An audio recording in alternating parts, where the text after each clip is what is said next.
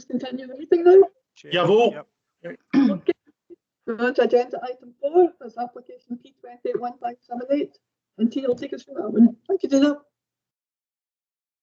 Thank you, Chair. This is a planning application for the replacement of an existing sign. It requires consent because it's changing to a LED sign, an LED sign at 99 Glasgow Road in Cambuslang.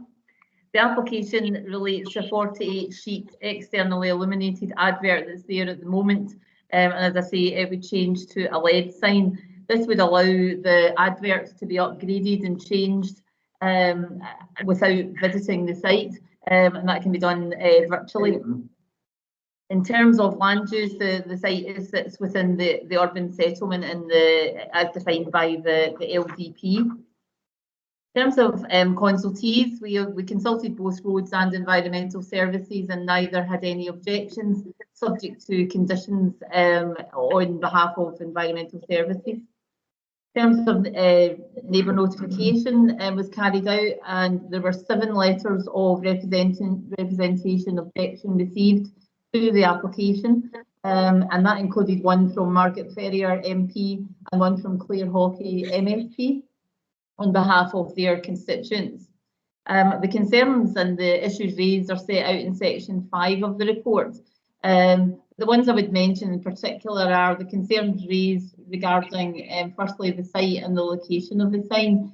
The sign is going to stay in the same place as it is at the moment, and that's across the other side of the main road from the residential residences, and it's staying at the same angle. It sits roughly at right angles to the road. And obviously targeting the passing pedestrians, and probably more likely drivers.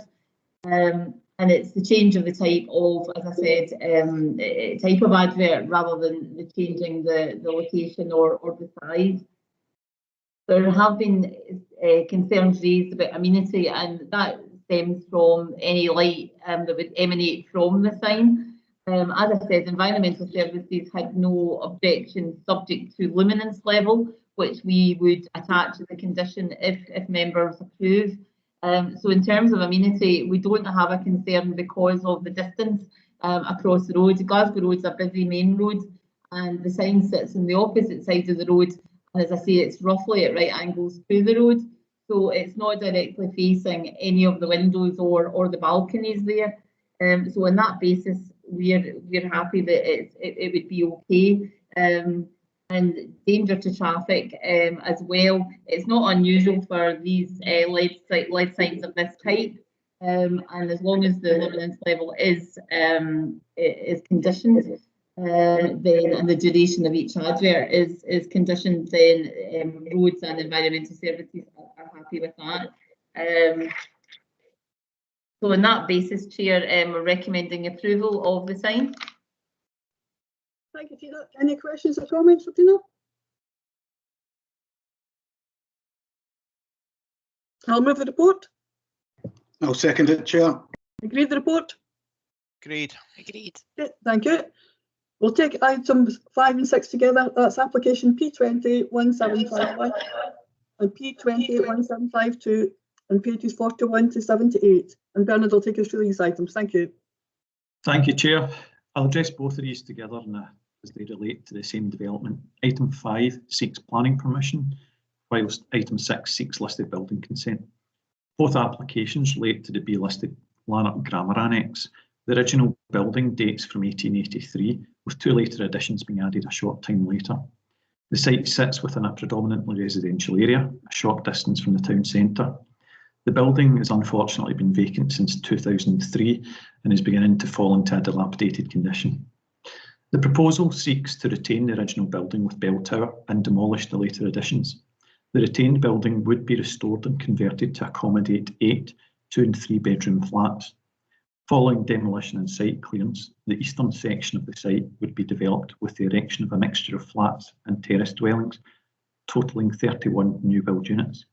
These new build units would cross-fund the restoration and conversion of the listed building. The flats would all contain 2 bedrooms and the terraced houses 3 bedrooms. The new build units would be relatively modern in appearance, reflecting the original features of the Lanark Grammar Annex, and would be finished in facing brick and zinc cladding. In total, there would be 39 social housing units on site and 42 parking spaces. Vehicular access would be via Braxfield Road. In both the adopted and the proposed plans, the site is identified as part of the general urban area, and the principle of a residential development at this location is acceptable. Since the site was vacated in 2003, there have been a variety of proposals put forward.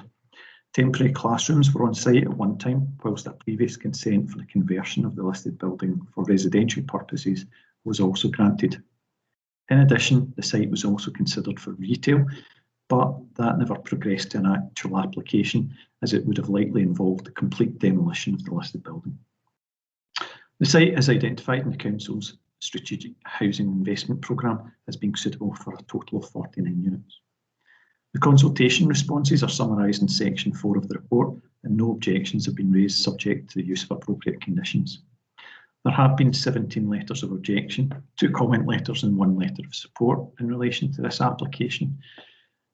No letters of objection have been submitted in relation to the listed building application. The main issues raised relate to traffic, parking, scale and design of the development, and the general impact of the development both during and after construction on the amenity of the surrounding area. Both the planning application and listed building application have been carefully considered. Whilst it is never ideal to permit part of a listed building to be demolished, in this instance it is considered to be justified. The proposal would see the original building retained, and this compromise is preferred to the whole building continuing to fall further into disrepair. A degree of compromise is therefore considered to be acceptable in this instance. The proposed use of the site for a residential development is considered to be acceptable at this location. The retention of the most significant part of the listed building is to be welcomed, and its sympathetic restoration is acceptable.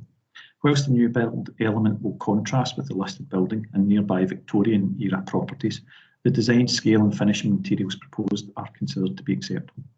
Sufficient parking would be provided within the site and a suitable access formed. The site occupies a prominent location, and its redevelopment would not only prevent further deterioration in the fabric of the listed building, but also enhance the visual amenity of the surrounding area. On balance, the partial demolition of the listed building is considered to be acceptable in this instance. It is therefore recommended that both planning permission and listed building consent be approved subject to conditions. Thank you, Bernard. Any questions for Bernard?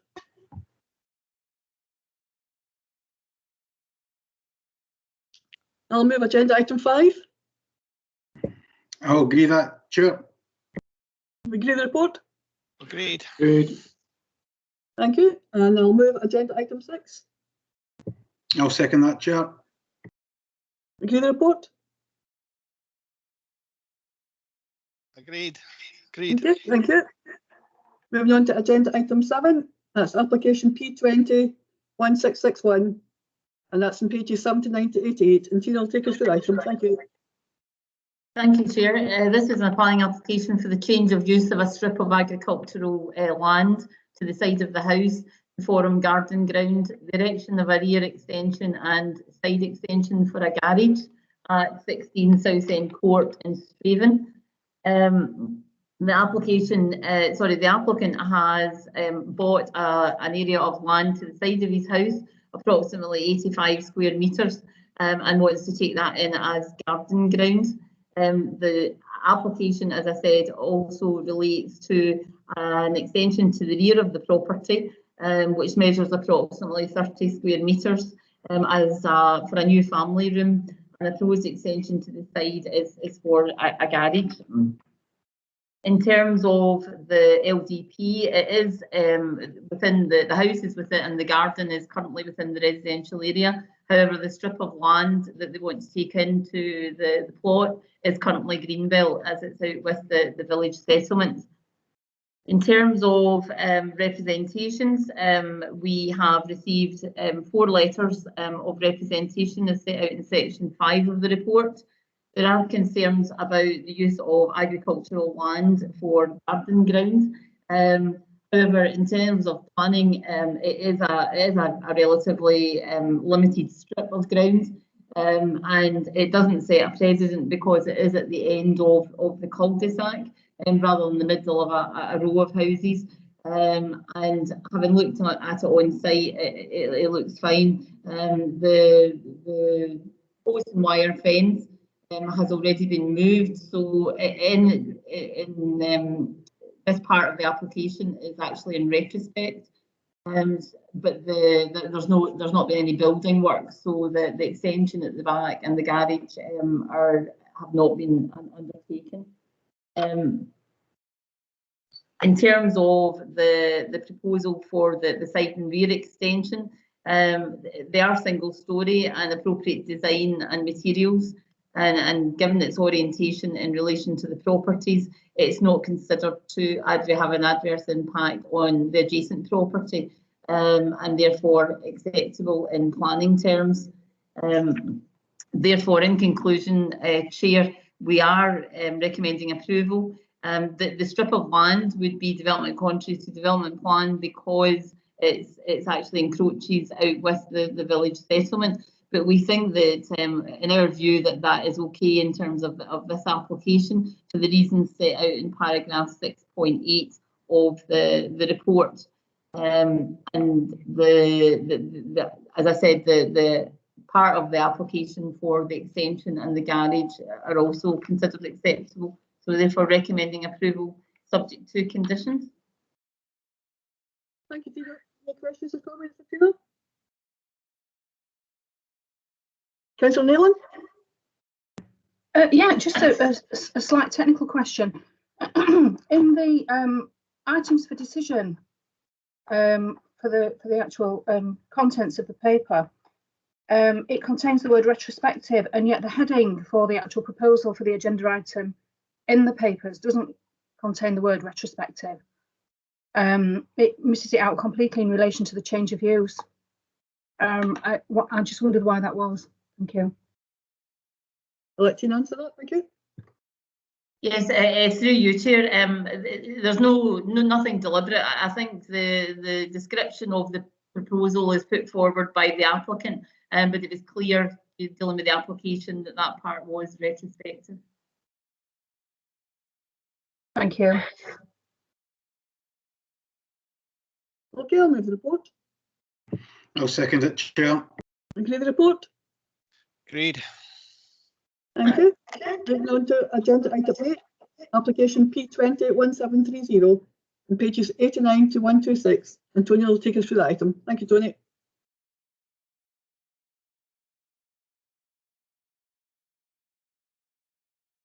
Sorry, Chair, I wasn't unmuted.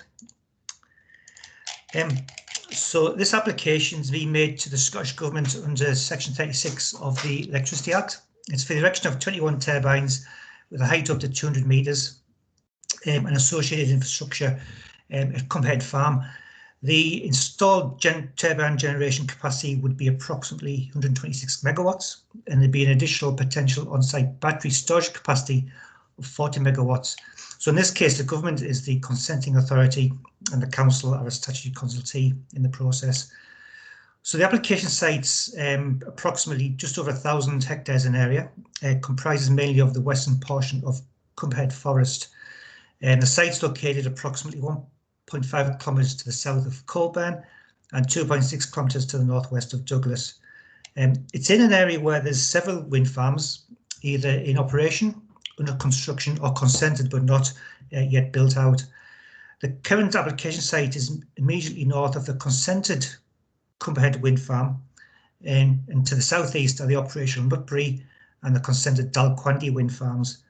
There's also operational wind farms at Gallowhistle and Hagshaw, plus its extension to the south and southeast. And collectively, these wind farms comprise what is known as the Hagshaw cluster. And the planning history that's led to the creation of this is described in section 3.3.1 of the report. Vehicle access to the site is proposed from an existing private access road which extends from the public road at the roundabout at junction 11 on the M74, and that runs past the John Dewar bonded warehouse. A new link's proposed to join with the existing Hall Road into an existing network of access tracks. The access tracks would require upgrading, But it should be noted that the majority of these works are shared between other wind farm developments, with only a small final portion required to be made up to connect to the turbine area. No objections have been received from consultees and no representations have been made following the carrying out of publicity. So a detailed assessment of the proposals against national, strategic and local development plan policy is set out in section 6 of the report.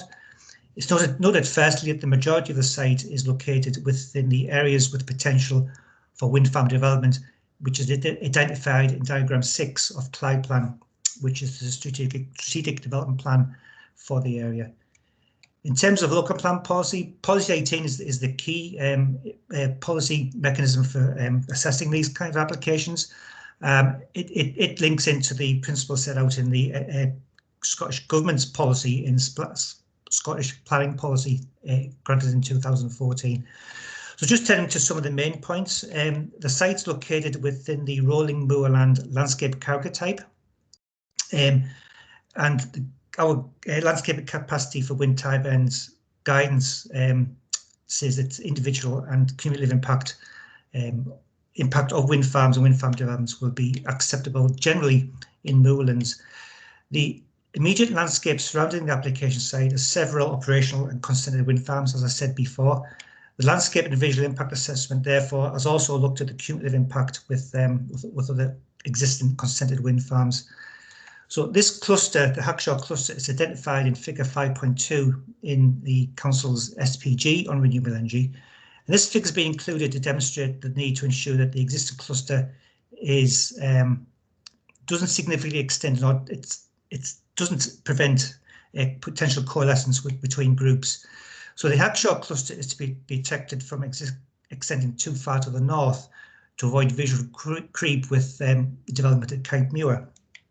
But in this case, it's considered that the application site, it's on the northwest edge of this cluster, but it would distinctly relate to the Hackshaw cluster itself and be associated with a forestry surrounding Nutpree Hill. And we're quite satisfied that there would be still adequate separation from the Kitemuir clusters. The application site is also located within an area that's identified as having medium capacity for wind turbines at this scale. It states, however, the landscape study states, however, that due to the modest scale of landforms, taller turbines might have an adverse visual or adverse scale effects if not carefully sited. But in this case, we think that the proposed larger turbines would be perceived as an extension to the existing cluster. We're satisfied that there'd be no impact on the residential amenity of either individual dwelling houses or local communities. And we've also assessed the application against impact on environmental designations and also historic and built heritage designations such as scheduled monuments and listed buildings. And we're satisfied there'd be no adverse impact on these features. So the recommendation is therefore not to object to the application. Should the council have no objection to the amended proposals, it's recommended that this is on the basis it would be expected that a legal agreement covering the issues detailed on the front page of the report, which includes ensuring contributions are made to the Renewable Energy Fund, would be concluded. Over to you, Chair. Thank you, Tony. Any questions or comments for Tony? Chair, Councillor Wattles got his hand raised. Thank you, Stuart. Yeah, one comment, one question. I'm pleased to see that there's a storage facility attached to the wind farm. I don't think any wind farm should be getting approval unless there is some form of storage. It's the only thing that makes sense with wind farms. But my question is, there's a contribution to the Renewable Energy Fund, and it says the funding of a planning officer. Are those separate? Or is it the funding of the planning monitoring officer going to be deducted from what will be a normal contribution to the REF? In other words, the funding of a planning monitoring officer, that's a council expenditure, if you like. It shouldn't be coming from at the expense of the normal contribution to the Renewable Energy Fund.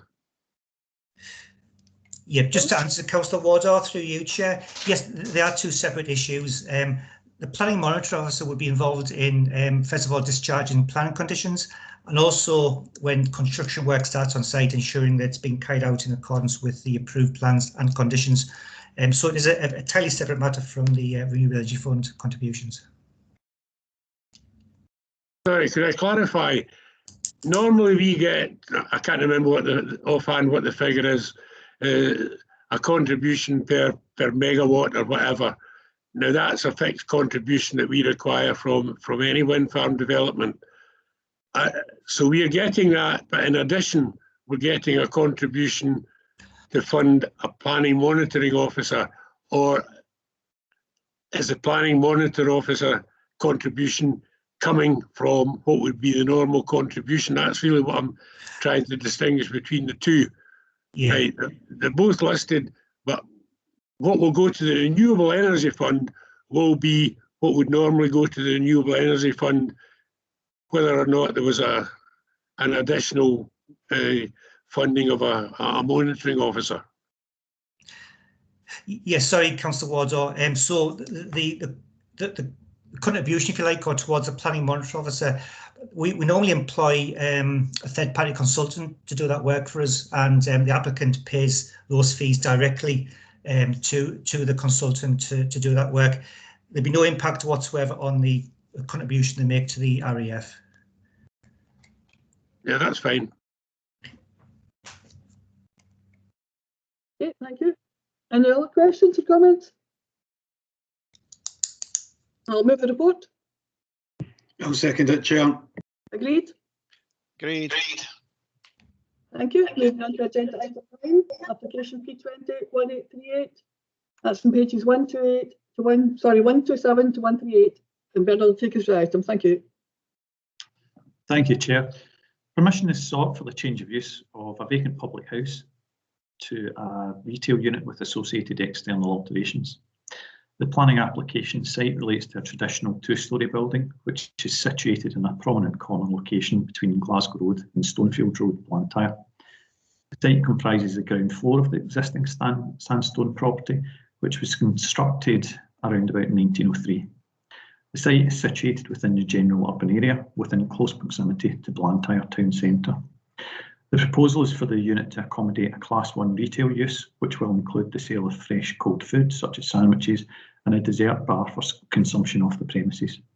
The proposed development will accommodate a retail area, back of house area, manager's office, staff area, and toilet facilities. The proposed external alterations include the replacement of the existing main access door to the retail unit and existing windows with aluminium powder coated framing glaze system. In addition, the proposal includes the closure of 2 of the entrances to the existing public house.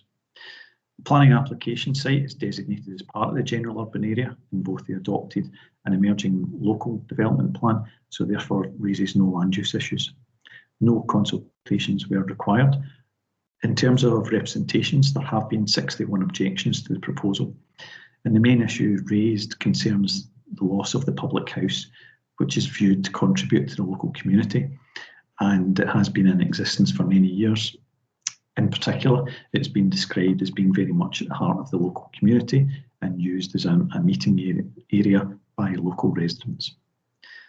The applicant has submitted information in support of their application, which identifies that the existing unit has been marketed for reoccupation since 2019 as a public house, due to it being considered as an underperforming asset. The correspondence establishes that within the last 2 years, whilst there have been 9 viewings of the property, none of these have progressed, and the only interest was as use as a retail unit. So consequently, that's the owner has proceeded to submit this application. It's noted that the public house has historically played a role within the Blantyre community. However, it's considered to be an unviable business in the longer term. Consequently, the proposal for conversion to retail would ensure the occupation of the existing building, provide some employment, and it is in close proximity to Blantyre town centre. The proposed retail use and associated external alterations are acceptable at this location and will not have a detrimental impact on the amenity of the surrounding area. The proposals comply with the relevant policies contained in both the adopted and proposed local plans, and it is recommended that planning permission is granted. Thank you, Bernard. Any questions? Vice Scott? Thank you, Chair. Can you hear me? Yes. Well, the sound went dead for a second. My apologies. First of all, just to make a few points on this. I mean, I have absolutely no problem with the fact that it's a conventional store, and we'll have a long-term problem ahead of us during the COVID crisis, and the fact that I believe that this pub closed at the start of the COVID crisis last year and will not reopen. I think we'll have a problem with other former licensed premises down the road on that, and we'll have to address that. But the point I really want to concern, as I say, I'm not going to oppose this, but it's a fact, the traffic aspect of this junction. Obviously, if you look at the map on page 138, right across the road from it, and by the way, Glasgow Road is the main thoroughfare through Blantyre. You have St Joseph's Church, you have St Joseph's Hall, you have just down the road, you have the junction taking vehicles down to Blantyre Station. I don't want to relive the debate we had when the social work hub at the back of St Joseph's came to planning, but I know I raised deferral at that point because there was going to be traffic concerns. We're adding another convenience store to an area where there is considerable traffic problems, and at some point we'll need some sort of look at in terms of another traffic impact assessment, because as I say, you have a church, a hall, the social work hub, the road down to the station, all attracting large amounts of traffic. And I think this junction, given the fact it's a thoroughfare through Blantyre, I think there's going to be problems ahead. And I think the planning department and roads will have to have a look at some kind of traffic plan going down the road, no pun intended, in relation to this area. But as a convenience store on its own, obviously I welcome the application, but I do think there are problems ahead given the amount of volume of traffic on that junction. Thank you, Chair. Thank you. Brendan, do you want to come back in, please? Nothing to add, just to say to Councillor Scott that those comments are noted, and obviously any future applications that we get either in that specific area or that might have an impact on the infrastructure, we'll duly note that, and obviously we'll liaise with roads accordingly. Thank you. Thank you. Councillor Thompson? Thanks, Chair. Can you hear me okay? Yes. Hello? Yeah, right. Just to basically reiterate what was, and I'm a great believer you shouldn't be saying what other people say, but it's so important. There's no car parking in that area. The only car parking is already used with shops that are there, and the pub that's there. There's got to be fast food, no fast food, but people go in for pick up maybe a delicatessens or whatever.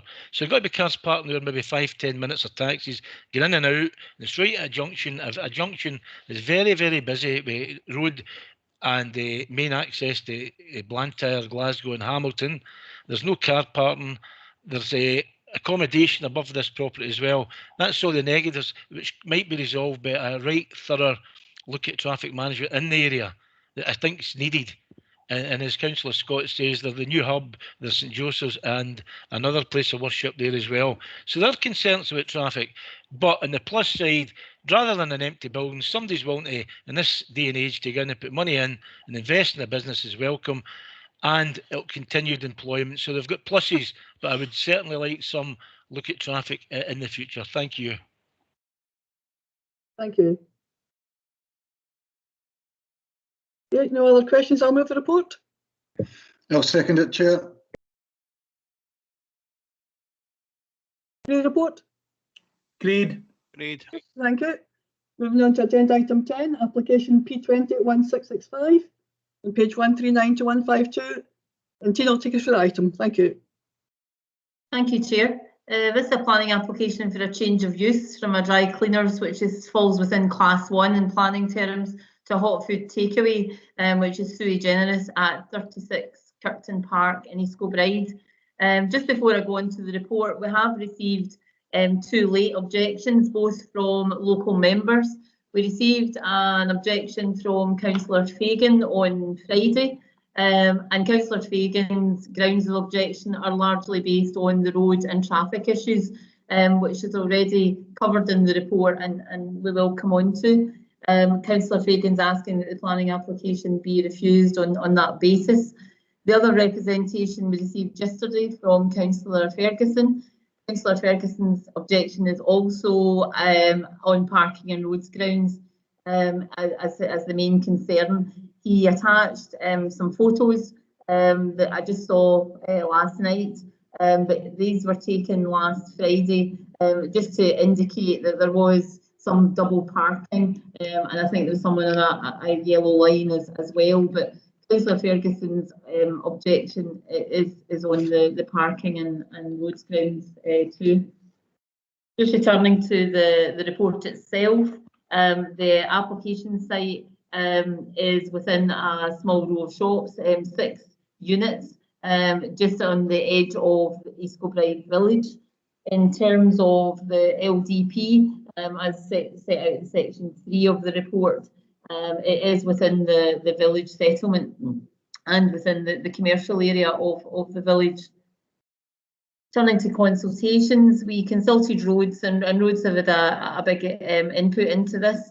There's been a lot of discussion. They've concluded that they have no objections to the proposal, having looked at it in a lot of detail and looking at the parking that's available. There's a bank of 10 spaces available to the front of the shops, and there's also parking to the rear. So if you drive round the side of the units, then there's informal parking area to the back, which is also for these shops. Roads also comment that there is another bank of parking spaces just round the corner, approximately 120 metres away in Stewart Street in the village.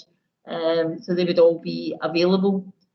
We've also looked at the timing, and there is a Greggs within the row of shops. There's a local deli, and there's also an Indian restaurant.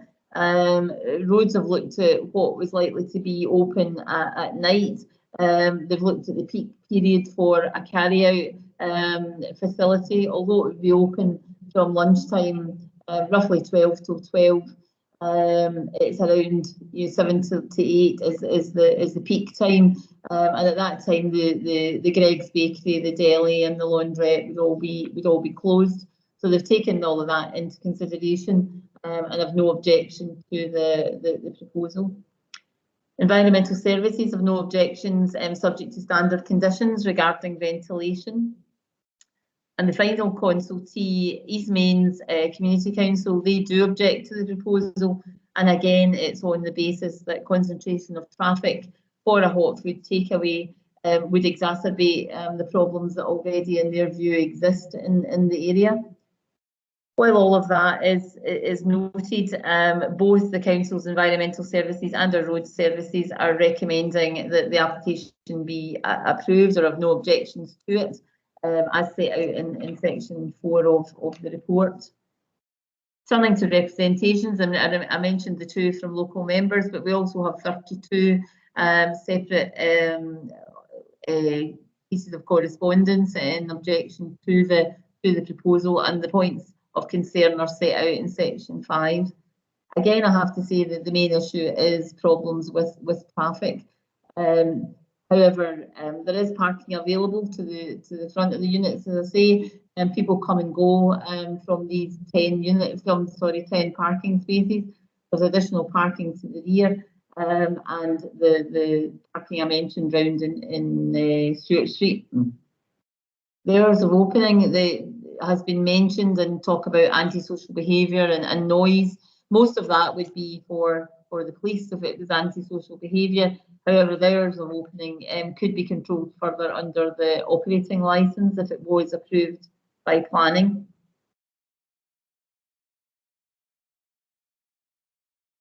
Just turning to our conclusions, the hot food takeaway is considered to be an appropriate use in a neighbourhood centre.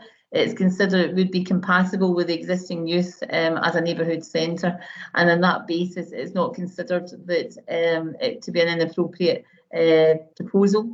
It's not considered that it would have a significant adverse impact on adjacent properties in terms of residential amenity.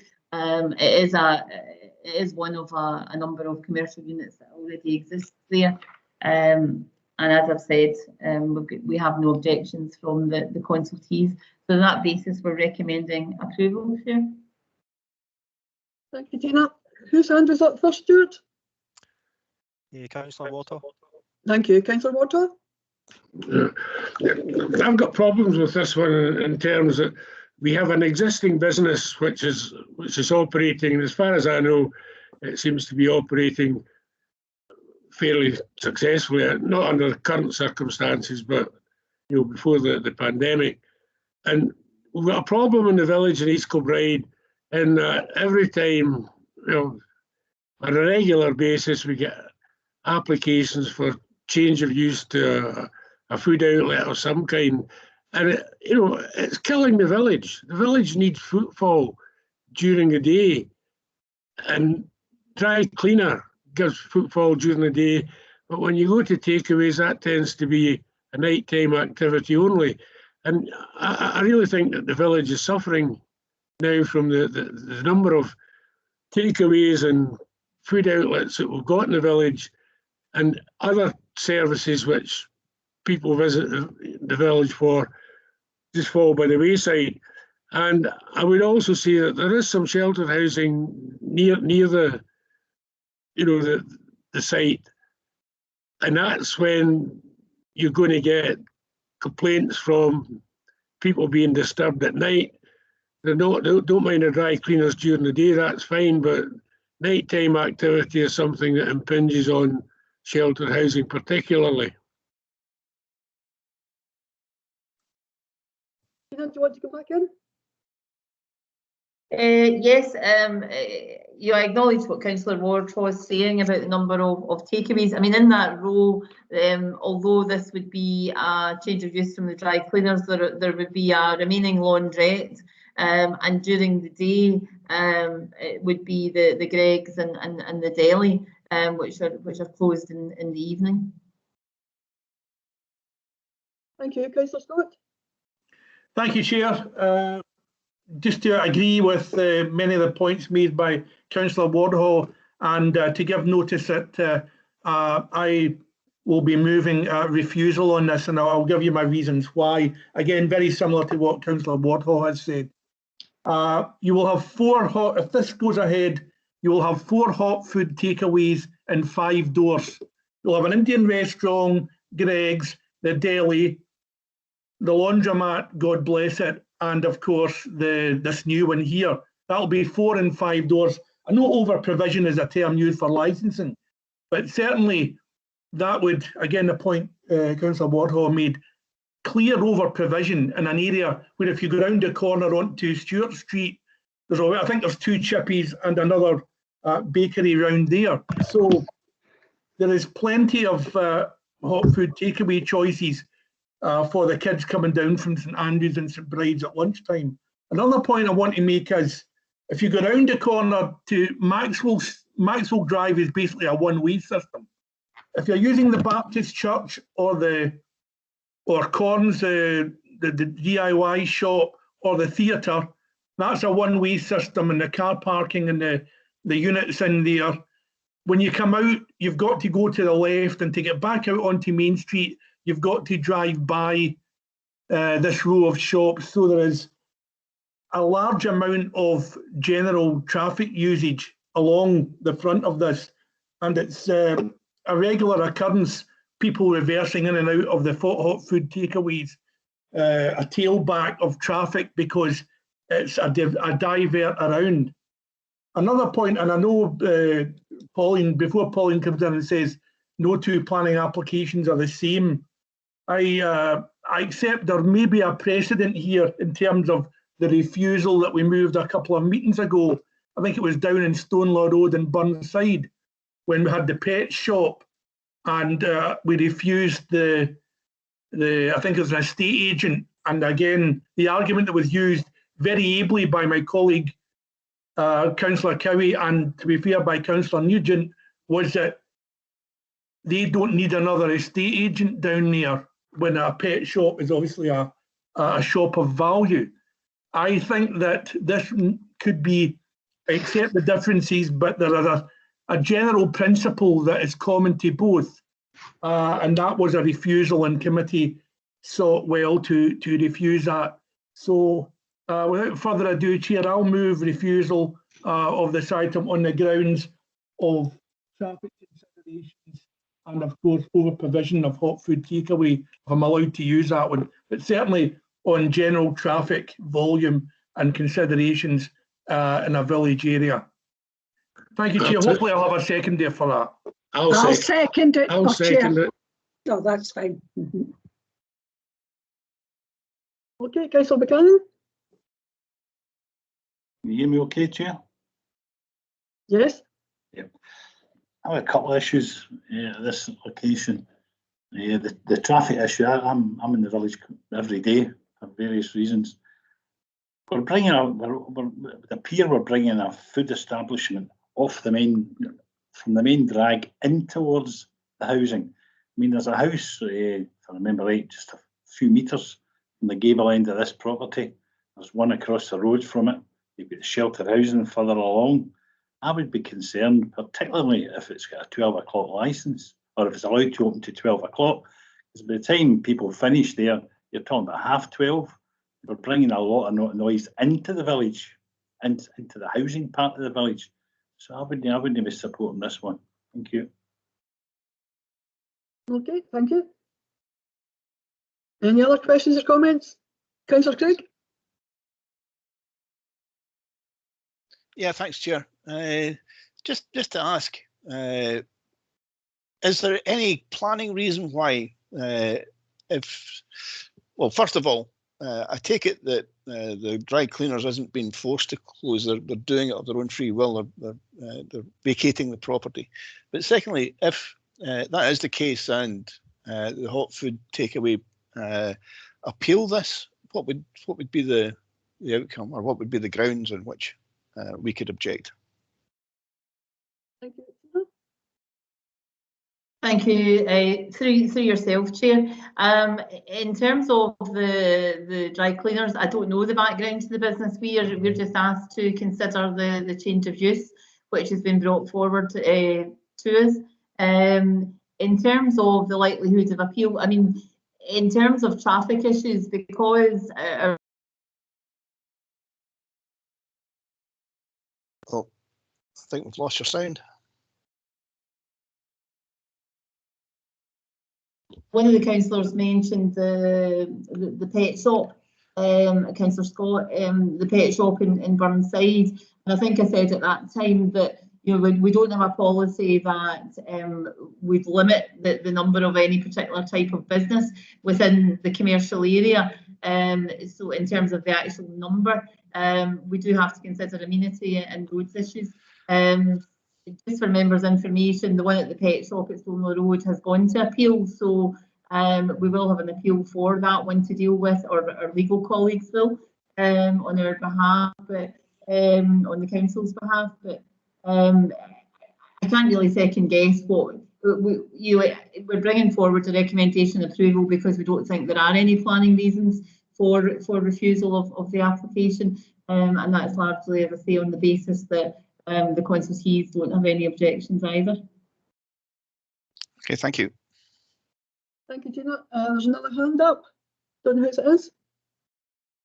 Councillor. That's me. That's me coming in again.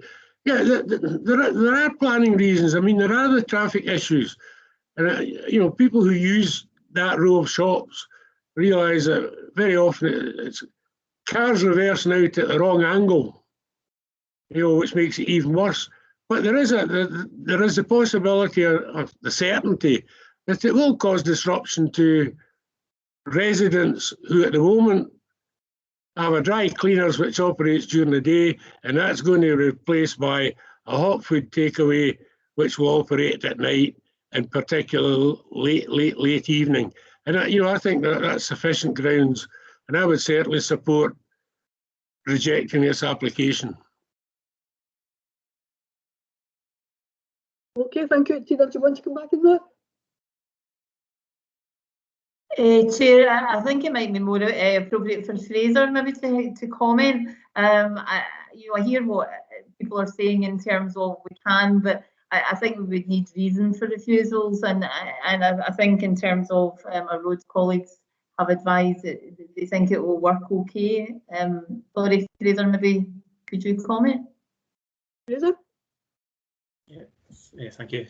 Yeah, we looked at this one. It's a change of use. There's obviously an existing building there. I think, to be fair, if it was a new building, then it would have been additional traffic. We kind of came to the view that because there's other takeaways there might not necessarily be an increase in traffic. It might just be that they have more options to choose from. I think possibly the pandemic has changed things a wee bit in the sense that there's more sort of your Just Eat type delivery happening now than previously. And because there's the parking restrictions around the area, that's something that could be managed. I accept that it wouldn't be possible to have a parking attendant there 100% of the time, but at peak times that could be managed. Thank you, Fraser. Councillor Dybra? Thank you, Chair. Yeah, I just want to support Councillor Scott, Councillor Wardhall. I mean, it's a really busy bit here. To add in another takeaway, whilst there's a business there already, there's not near the traffic there's going to be with a takeaway or for delivery. And whilst you're talking about like Just Eat, a lot of the takeaways are now moving to cheaper versions doing their own deliveries, which is going to just be increased traffic. And that you mentioned the car park at the back. Good luck to you if you try to get parked in that, because it's extremely difficult. It's tiny and there's lockups there. So I think really that there must be on planning grounds that there's just insufficient parking for this takeaway, for an additional takeaway in that one wee row. Okay, thank you. I see another hand up.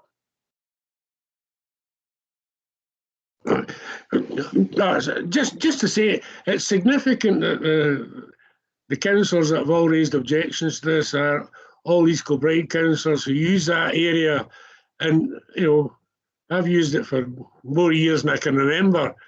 And I really think it's an inappropriate change from a dry cleaner to a hot food takeaway, which brings disruption, especially in the evenings, to houses which at the moment don't have that disruption. Thank you. Councillor Lennon? Yeah, I would also like to support Councillor Scott's motion. I think I would maybe phrase it slightly differently. I don't think it's a case of over provision necessarily, but I do think it's a case of cumulative impact. And having several of these kinds of establishments in a short stretch, like it does cause particular issues. And so I think that's something that we should be recognising through the planning process. And in addition to that, what I would say is that economic development is a legitimate planning ground. And so we should be taking what kinds of businesses are located where and what the cumulative impact of having particular concentrations in the context of particular urban surroundings really is. So, Councillor Ward, I'll be reassured to hear that there's certainly at least one non-East Kilbride councillor that is opposing this change. Thank you. I see another hand up. Just point out that it's not so long ago, certainly when I joined the council, that we actually had a policy, a development policy in the village about how many restaurants we could have, how many non-retail outlets we could have, and that policy was kind of abandoned. But I still think it is an essential tool of planners to take that kind of consideration into account. I don't know why we dropped the policy that we had before. I mean, it was at one point we had 35% non-retail, and then that became 40% non-retail, and God knows where it is now. But it is an issue. It is a planning issue. Okay, thank you. Is that Councillor Devlin?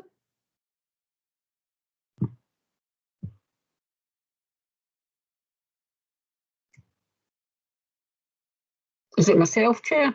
Yes. Sorry. How many fast food places are in this area? Just out of curiosity. Through you, Chair, I don't know the overall number in the village. What we've concentrated on is this row of shops, which has, as I mentioned, it has an Indian restaurant carry out, a deli, a Greggs.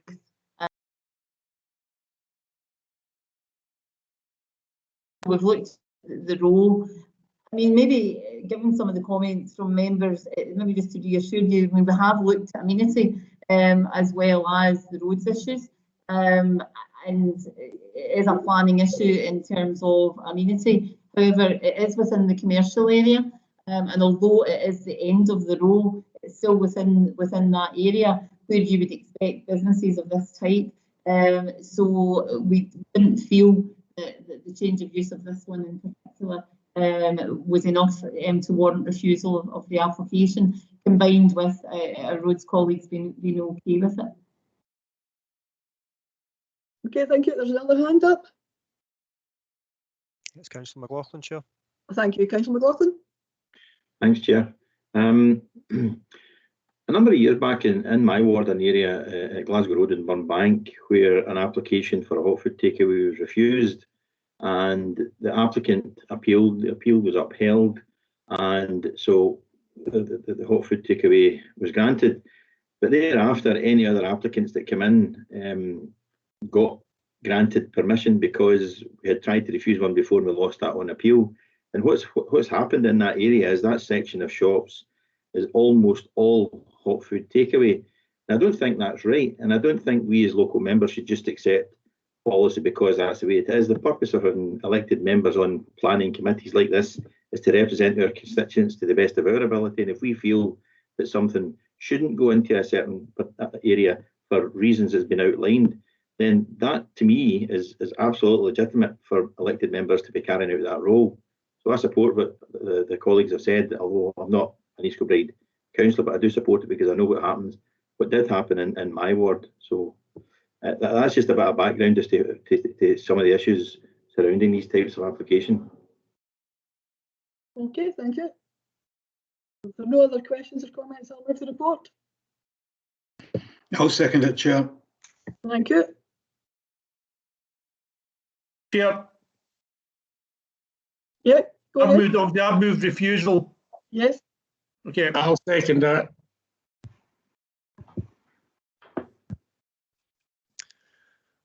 Okay, so we have an amendment to refuse the application proposed by Councillor Scott and seconded by Councillor Wardhaw, and the motion to grant the application proposed by Councillor Dorman and seconded by Councillor Horsham. So by roll call, if you could please indicate your preference. Chair, can I just make a point of order? If you know, I've got no real axe to grind here, but if people are putting an amendment in to reject it, then there surely has to be a planning condition that is valid for that objection to go forward. So I would ask Councillor Scott to put that forward. Yeah, that's a fair point. Obviously, on road and traffic considerations and the general amenity of traffic volume. I mean, is that good enough, Peter? I'm not an expert. Sorry, I would also add in the disturbance to the residents in the immediate area, which is a planning consideration. Yeah, that's amenity value. Disturbance to amenity value of the area. Are you happy with that, Peter?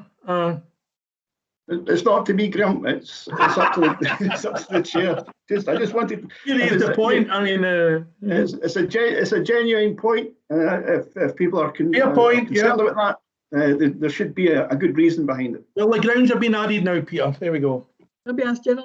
Chair, can I make a point of order? And it's about Peter Craig's point of order. I don't see that is a point of order. Members on this committee or members in any committee can vote whichever way they decide. They don't have to give justifications for that. That isn't a point of order. I'm disappointed that the chair didn't stop that from becoming a point of order. Ask Geraldine to come in.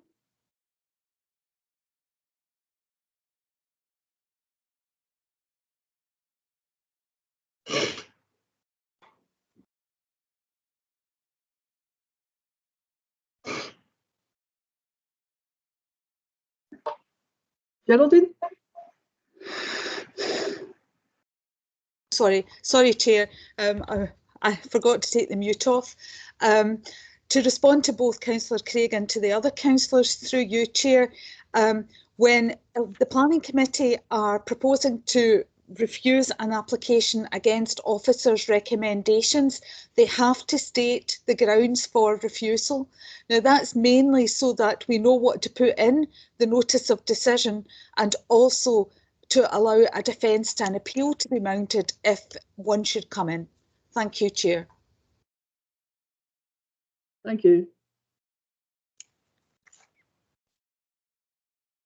Chair, do you want me to do wording for that? Yes, please. Okay, I move deferral on the grounds of road and traffic considerations in terms of traffic volume and amenity value, the effect on the amenity value of the area. Is that, are planning officers and Geraldine happy with that?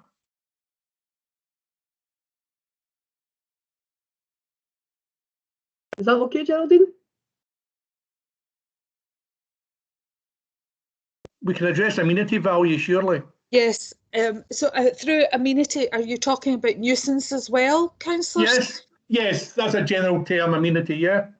If you want, I can add nuisance if you want, but I mean, I think we're batting an open door here. I've got to be honest, I think it's the case is clear and open.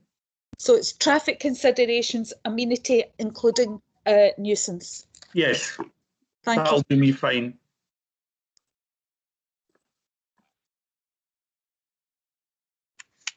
Okay, Stuart. Okay, so as I say, the amendments to refuse on the grounds as outlined by Councillor Scott, and the motion is to approve the application. If you could please indicate your preference. Councillor Allison. I'll go with the local members, so it'll be the amendment, please. Councillor Buchanan. Amendment. Councillor Callaghan.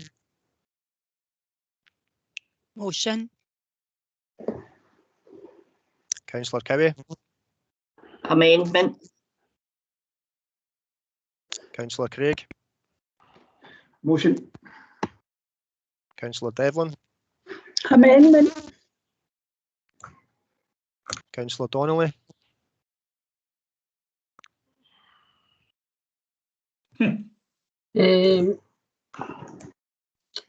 Amendment, actually. Councillor Dorman. Motion. Councillor Dryborough. Amendment. Councillor Hamilton. Amendment. Councillor Harrow's left the meeting. Councillor Horsham. Motion. Councillor LeBlanc. Motion. Councillor Lennon. Amendment. Councillor Lockhart. Amendment. Councillor McLaughlin. Amendment. Councillor Nayland. Amendment. Councillor Nugent. Amendment. Councillor Scott. Amendment. Councillor Thompson. Amendment. And Councillor Blotaw. Amendment.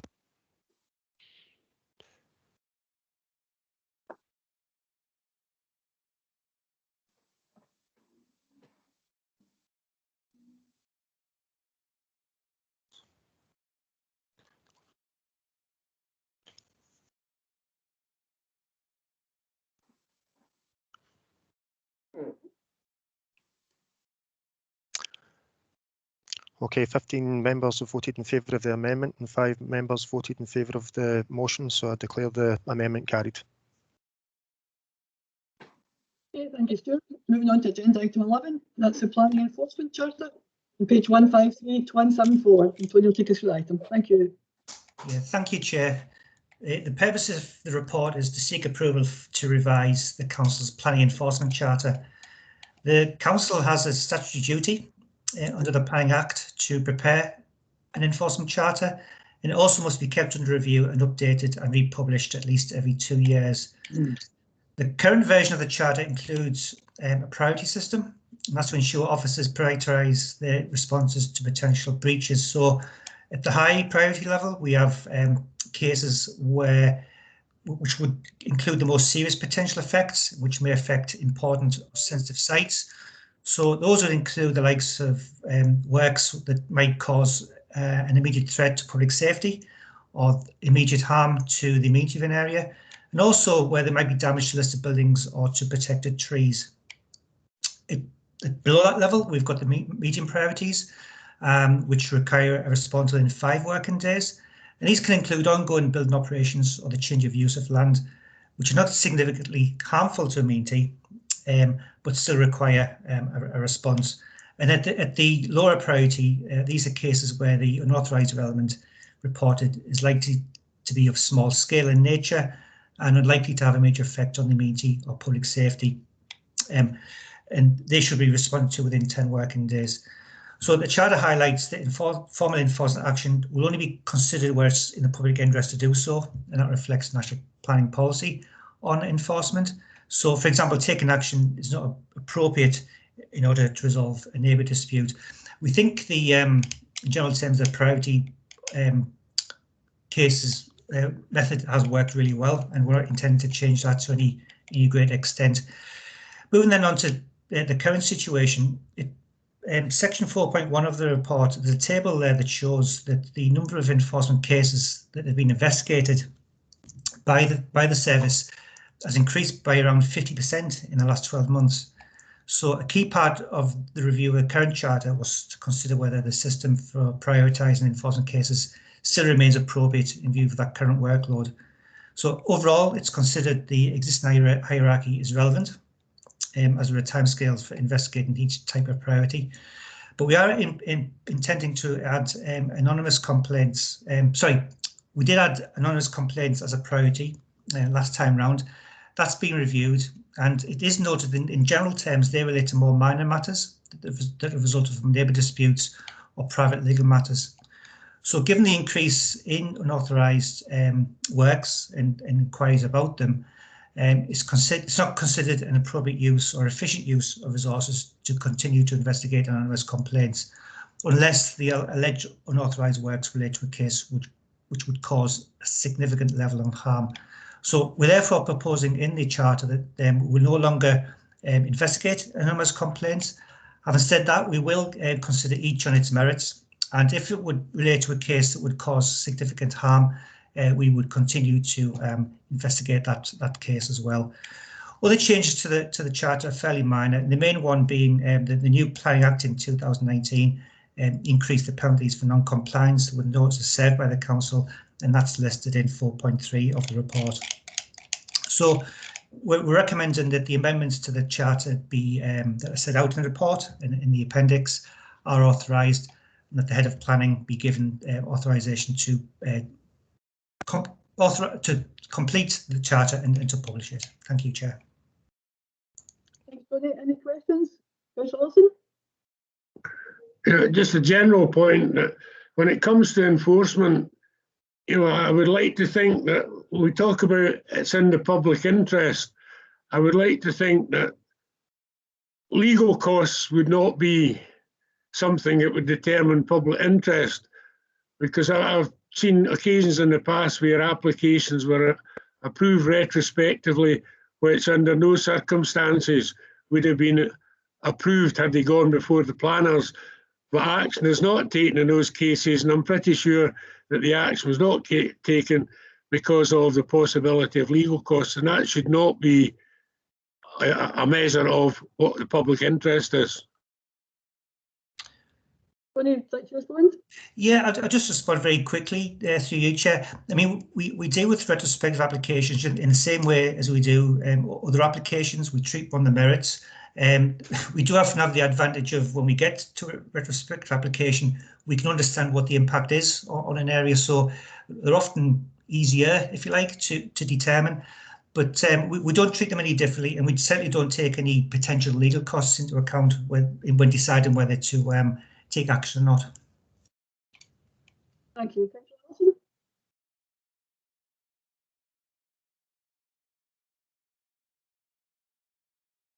Couldn't hear you, Chair. What did you say? Was inviting you to ask your question? Right. Couple of things, Tony. First of all, I can understand where you're going with not investigating anonymous complaints. And you've identified that you may need to release information under Freedom of Information Act, but that could leave some complainants very exposed to fictitious action. Turn the question round, is there anything we can do to protect those people who do wish to complain and are frightened of consequences that may arise? And secondly, should there not be something within the Charter as to how quick we get to enforcement action? Because it seems that at the moment it can take months of conditions not being applied to before we even consider going down that road, and that can cause a great deal of unrest as well. Yeah, thanks, Chair. Just through you. So in terms of keeping people's identities, we generally do seek not to divulge the identity of someone who's made a complaint, because we're aware that sometimes that can lead to reprisals. The point in the report in terms of information requests is that at some point there may be a time in the future where we have to release that information. It's a very limited point, I think. And the other aspect, I suppose, as well, is if a case ever went to court, then the expectation would be that the person who's made the complaint, who's directly affected by the unauthorised works, would be expected to put their case forward, I guess, and be a witness to give evidence. And again, though, that's a very rare occurrence. So in answer to that question, we do certainly seek to not release names unless through some information request criteria we would have to do that. So hopefully that gives you a bit of comfort there. In terms of how quick we proceed to enforcement action, and again, we always use this phrase about every case its merits. We do try to work with applicants and developers to try and or householders to try and reach a satisfactory conclusion. Enforcement action is always the last resort, and the planning policy, national planning policy, does require us to do that. But yes, I fully understand where you're coming from on that, and we will. So if we're not dealing with anonymous complaints, we've had a really big glut this year, as I said, in terms of cases, and that has led to some delays in maybe progressing things as good as we can. But hopefully the revised charter and the priority list will allow us to direct our resources to those cases where we can perhaps take action a bit quicker. Thank you. Is that okay, Councillor Wilson?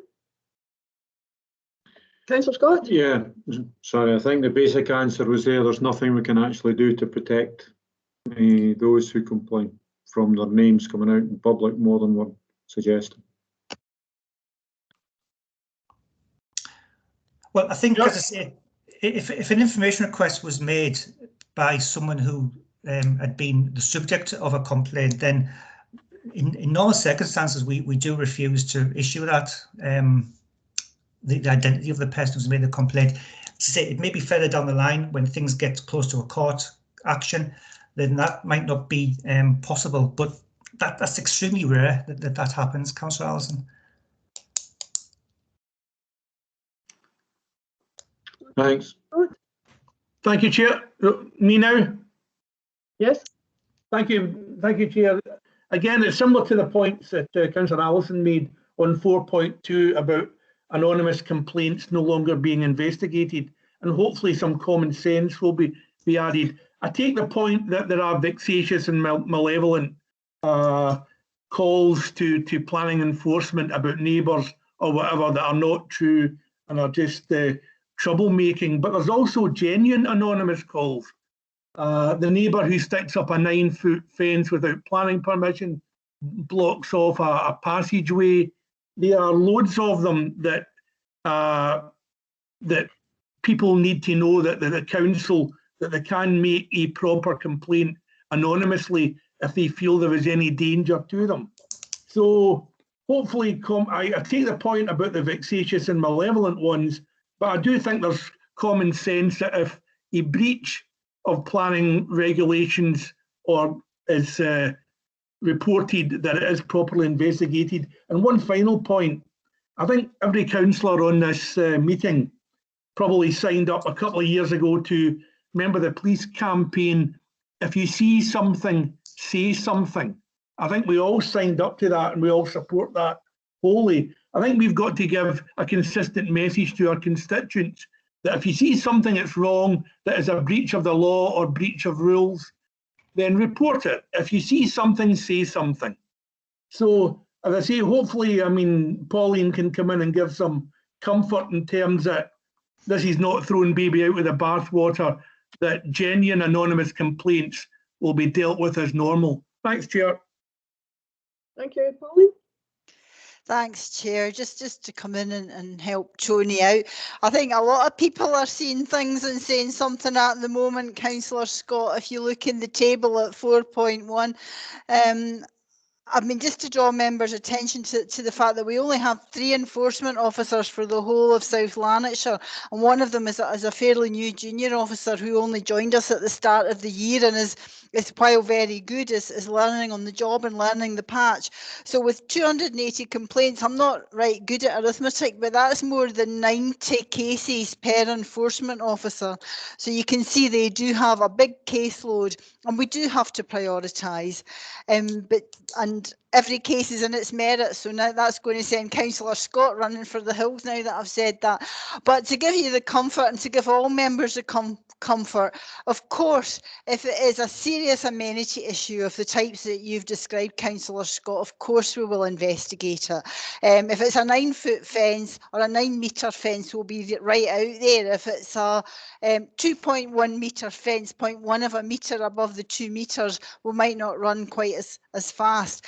And a serious issue, I do think it's down to lockdown that our amount of complaints has gone up so much. I think there are 2 issues. I think people are doing a lot of work around their house, to their house, in their garden, and we have a lot of planning applications coming in for garage conversions, garden offices, small scale extensions. Probably some of those applicants are doing that without permission, but I also think people are at home, they're going for walks locally, they're noticing what their neighbours are doing, their Netflix subscriptions run out, and they're contacting planning enforcement. So, you know, the serious point I'm making is we take it seriously, we do investigate within the powers that we've got, but members, we do have to prioritise. But the most serious issues will and always have been tackled first. Thank you, Chair.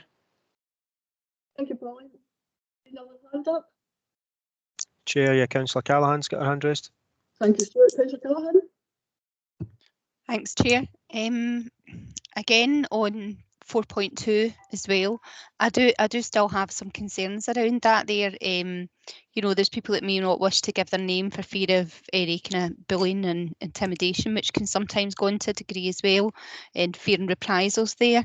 So anonymous complaints, I think, you know, I think that's something that we need to be really, really careful around. I appreciate that there are vexatious complaints as well there, but also there might be situations just where, for example, there is a real issue and people just don't want to actually damage their relationships with their neighbours, whether that's commercial or its residents. So I still have some reservations about that. Thanks. Okay, thank you. There's another hand up, Stuart. Councillor Lockhart. Thank you. Councillor Lockhart? Hello, this is not, I'm afraid I'm going to have to go. I've got another meeting starting in a few minutes, so I will duck out of this. I don't think there's a vote on this one anyway, but I won't be present for the last one. Okay. Thanks for letting us know. Take care. Right. Thank you. Councillor Craig? Yeah, thanks, Chair. I'll just point out, I take on board the comments that have been made, but I'll just point out that there are councillors that people can go to if they fear their name being embroiled in something. So we do have the ability to keep those names to ourselves. So there is a way around it. If people use it, that's up to them. Thank you, Chair. Thank you. Good point. Any other questions or comments? I'll move the report. I'll second it, Chair. Agree? Agreed. Yeah, thank you. Moving on to agenda item 12, that's the tree preservation order. That's on pages 175 to 178. Another one for Tony. Thank you. Yes, thank you, Chair. So the purpose of the report is to seek approval for the making of a tree preservation order on trees that are situated between Cityford Drive and Kingsbridge Drive in Rutherglen. The trees that are subject to the proposed TPO, they relate to two areas. Firstly, along the dividing boundary between properties in Cityford Drive and Kingsbridge Drive, and secondly, an area of amenity open space which is bounded by Cityford Drive, Landermere Drive, Kingsbridge Drive and Waterloo Avenue. So the trees in question are all considered to contribute to the character, amenity and sense of place of that locality and to the surrounding area of Rutherglen. The trees are notable visually by virtue of their position within the landscape. The land at the rear of Cityford Drive sits at a high level to the properties to the rear, and the collective value and size of the trees that sit between the properties make a significant contribution to the amenity of the area and the wider green infrastructure and network. It's considered that trees are at risk as a result of trees that have been removed and inappropriate tree pruning that was carried out in the middle of last year. And therefore, we're concerned about the safety of the trees and the life expectancy if further work is carried out to them.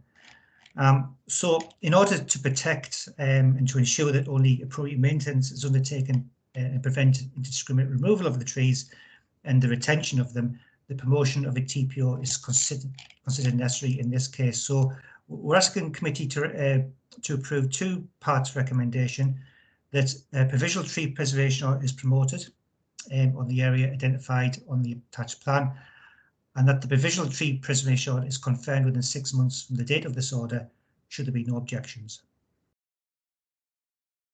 Thank you, Tony. Any questions or comments? Councillor Cullen? Thanks, Chair. It's quite a general question actually about TPOs. I had asked quite a while back, maybe even a year ago or something there, if there's somewhere publicly where we can actually look at TPOs and see what trees are registered, etc. I'm wondering if that's available. Thank you, Tony. Yes, Councillor Dorman, yes, through you. I will check it out, Councillor Callaghan, and let you know. I don't think there's a comprehensive list of TPOs or a visual list. I'll certainly find out to see what we have and let you see it, and other members.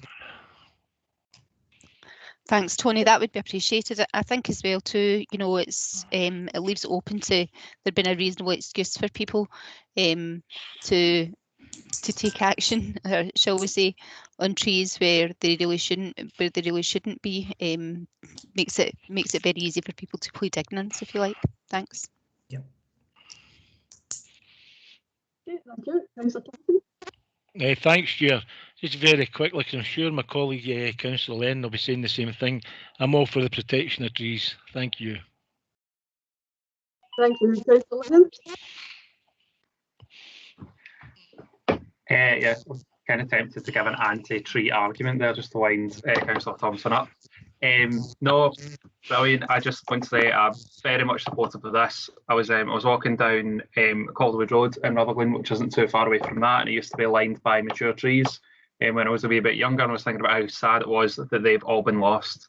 that's true of like quite a few of the mature trees in and around Rutherglen. So the more of an organised effort we can make to protect some of these trees and make it a kind of green and pleasant place going forward, the better.